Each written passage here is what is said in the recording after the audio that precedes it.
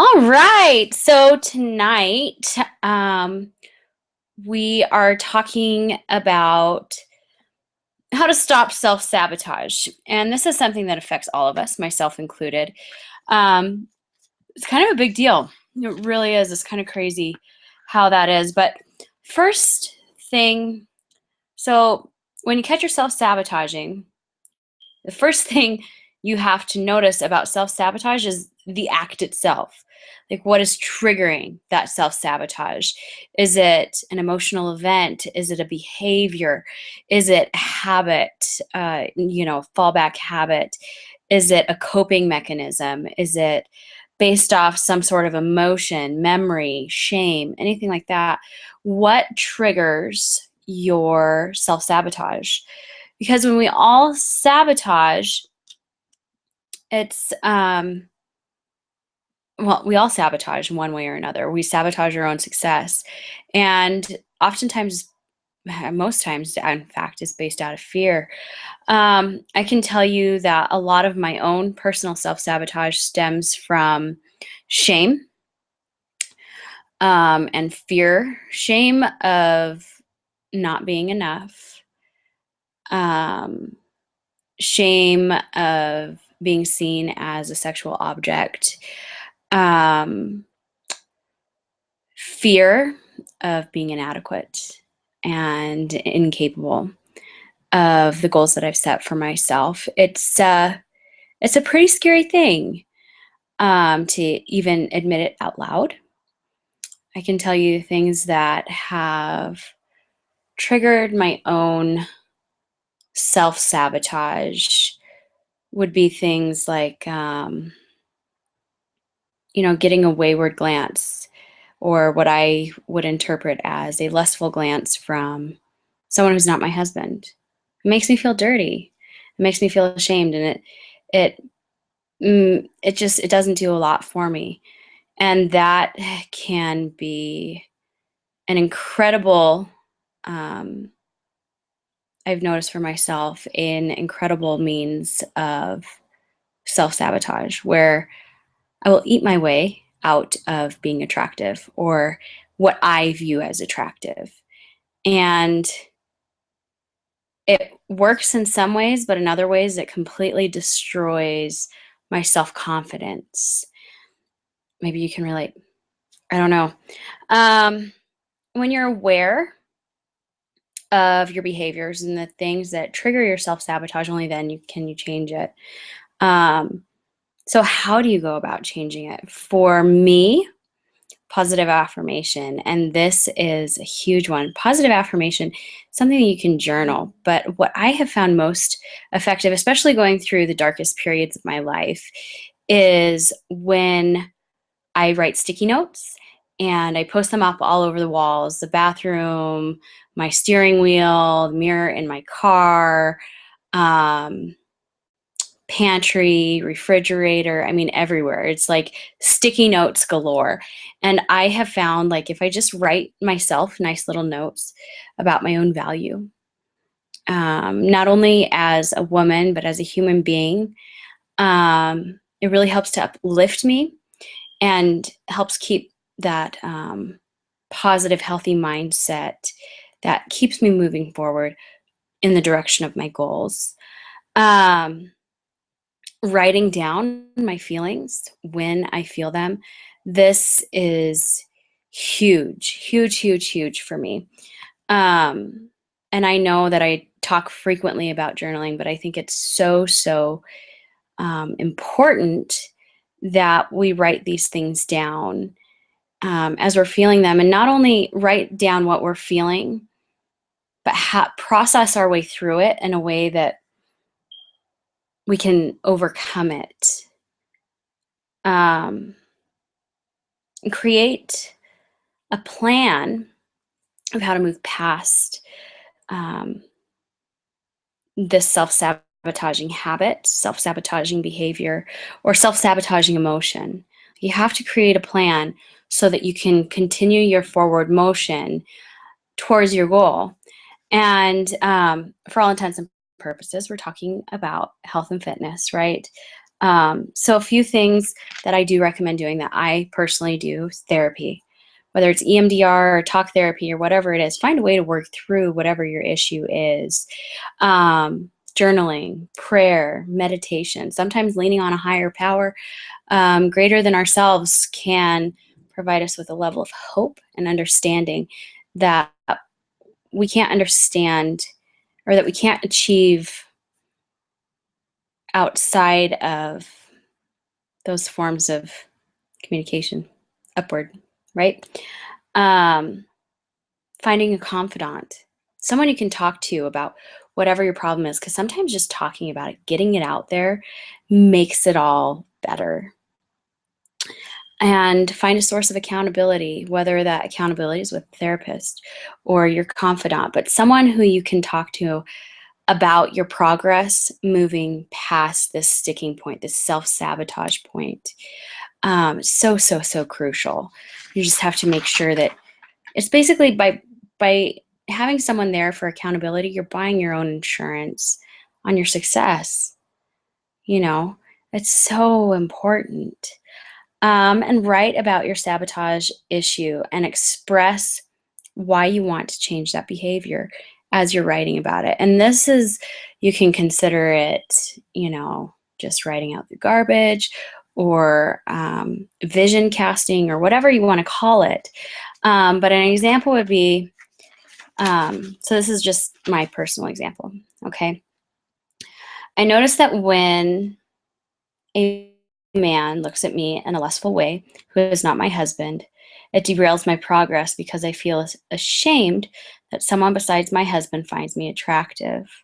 I want to change this sabotaging behavior because my husband deserves a wife that he is attracted to, and I deserve to feel safe and secure and sexy in my own skin. So just kind of working through it like that. I mean, that's very short way to do it. Mine typically is pages and pages and pages, but I figured that would be helpful to you. And you have to be intentional in your daily actions to address the sabotage, the behaviors, and get past it. You have to be intentional. When I say be intentional, it really means having a daily plan of action and being able to move beyond it. So if you're going to journal every day, or you're going to write positive affirmations every day, or you're going to check in with your accountability partner every day, I mean, these are all ways that you can be intentional about moving past this, instead of slipping back into old habits of, eating cookies and not exercising, or, just not getting dressed in the morning, just kind of slipping into those self-sabotaging, even depressive behaviors. So you have to be intentional about it. Ask yourself daily what you're willing to do to become emotionally and physically healthier, to beat the sabotage cycle. So every day, what can I do today to make my health better, to be better, to be more healthy emotionally? I mean, this is something that I even do in my marriage. What's one thing I can do today to show my husband I love him? Even in my business, what's one thing I can do today that will move the business forward towards our goals? In my own health, what's one thing? And it's usually a myriad of things that, health-wise, exercise and eat right and make sure my meals are prepped. But they all kind of lump into the same category of preparedness for me. So just ask yourself daily, what's one thing I can do today to move past the sabotage pattern? Journaling is a big one for me. I journal every day, at least 10 minutes a day, and it's usually a gratitude journal. Because when I can focus on the positive things in my life, everything else just goes better, and it's just easier, And you got to track your progress. Track your progress towards your, overcoming these unhealthy sabotage patterns. And write it down. Celebrate it. You can say, it's been 5 days since I've last had sugar. It's been 21 days since I last had sugar. It's been 50 days since I last had sugar. I mean, just make it trackable. Notice what those behaviors are. If your sabotage pattern is to beat yourself up, you could have, day one, 5 things I love about myself. Day two, day three, and on and on and on. And there's a level of accountability and progress. You could take progress pictures. You can make a vision board. How are you tracking that progress? Because just like anything, your self-sabotage cycle can be tracked if you choose to track it. If you're choosing not to track it and you're just letting it overtake you again and again and again and again and again, where are you going to get? What's it going to get you? It sounds so hopeless. And that's not the business I'm in. I'm not in the business of being hopeless. I'm in the business of providing hope and a plan. And I may be more methodical about it than most people, but it works. When you're methodical, it works. That which is tracked is changed. That which is not tracked is not changed. And I think that's important for everyone to remember, no matter what aspect of your life you're looking at, whether it's your business, your health, your fitness, your relationships, your emotions, all these things must be tracked in some way, shape, or form, whether through journal, pictures, vision boarding, anything like that. And have faith that you can defeat the demon of self-sabotage. Have a little faith in yourself. I know that's a hard one. I know how hard it is to have faith in yourself, especially when you have spent a lifetime not having faith in yourself, just completely talking down to yourself, destroying yourself every chance you get. It's easy to do. So having a little faith in yourself and being kind to yourself and giving yourself the benefit of the doubt, even when you do fall down, even when you do, slip back into old habits, still have faith in yourself. We all have our moments and it's just time to move on, right? I've noticed the biggest things about self-sabotage, it's a lack of belief in yourself. Oftentimes we sabotage ourselves because we don't believe that we can actually do it. We don't believe that we actually deserve the goals that we set for ourselves. We don't believe that we have any worth to this world. And it's very easy to get caught up in obscurity and remain anonymous. It's really easy. And it's very difficult to let our own light shine in the world. So you have to have some belief in yourself. Some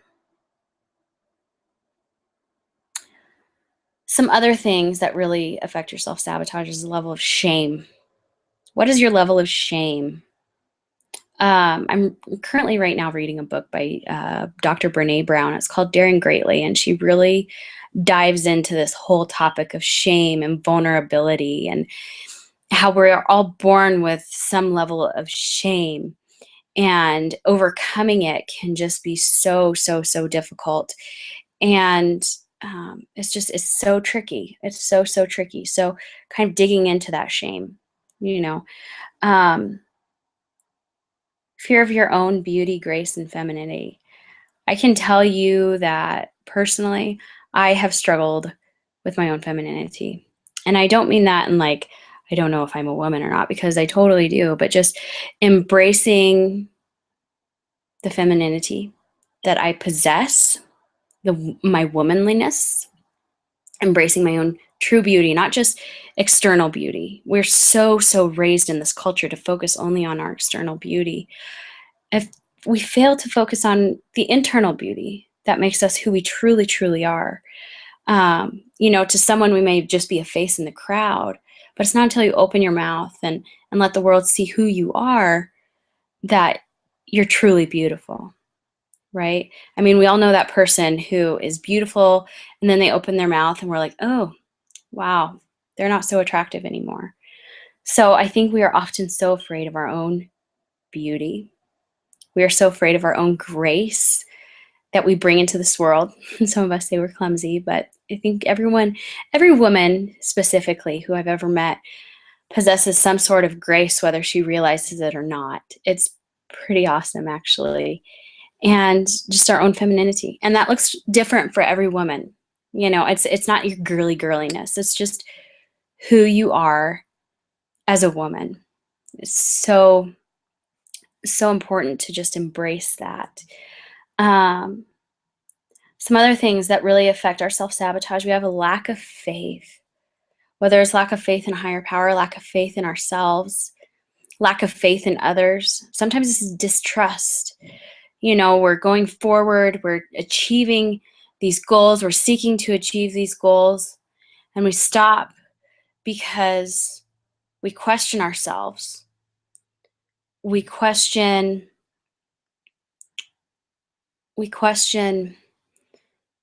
what we're doing because someone else asked us a question.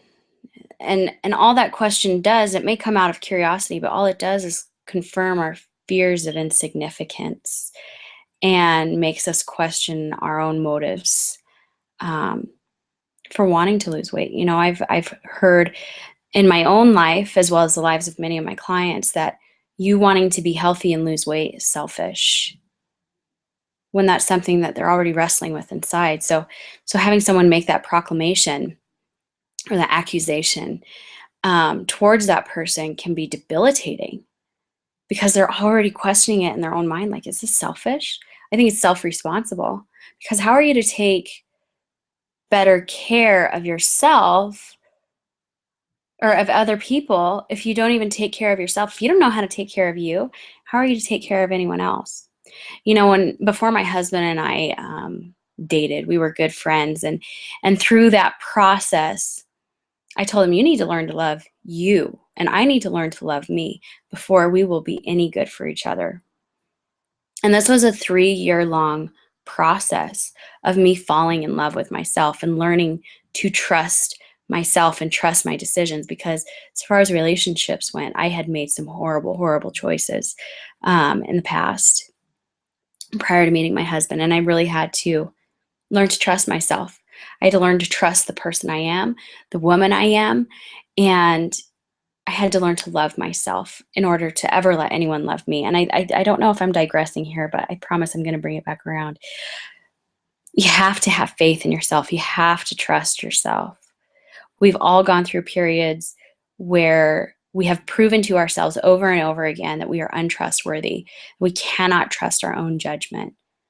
But if you're doing something good for yourself that positively affects others around you, especially the inner circle, you have to have faith in your capabilities, because you can do it. You can do it. You're worth it.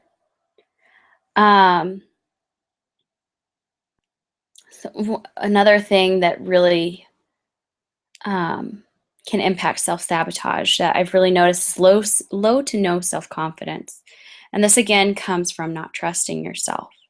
Maybe you were in a relationship that you thought was going to last forever. You were in this happy marriage, and one morning you wake up and suddenly the man you love doesn't love you back and wants a divorce, and he has, this new girlfriend, and you're just left to pick up the pieces, and that can be very destroying.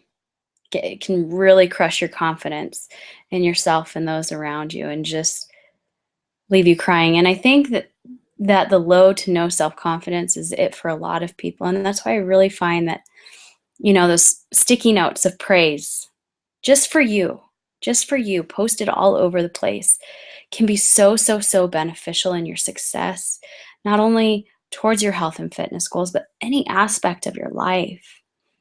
And, it's something I actually learned about in my years in Mary Kay, way back when, was the sticky notes. And that's something that I've carried forward with me through life up to this point, because it had such a profound impact on me at that time, and it continues to have a profound impact on me. And I know if it can impact me, it can impact you too.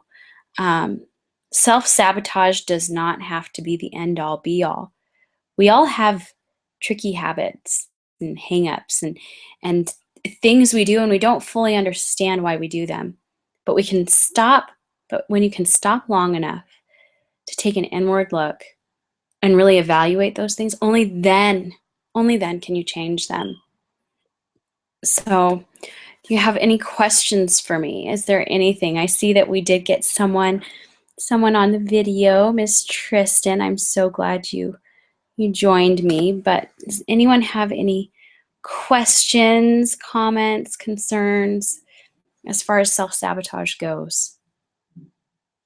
I know it's a lot to kind of hang on to and let it sink in. So if it's something you need to think about or any comments, anything, feel free to reach out at any point in time. This is a really tough one to talk about, but I think it's important to talk about. So, and that's all I have for you tonight. All right, have a wonderful, wonderful night.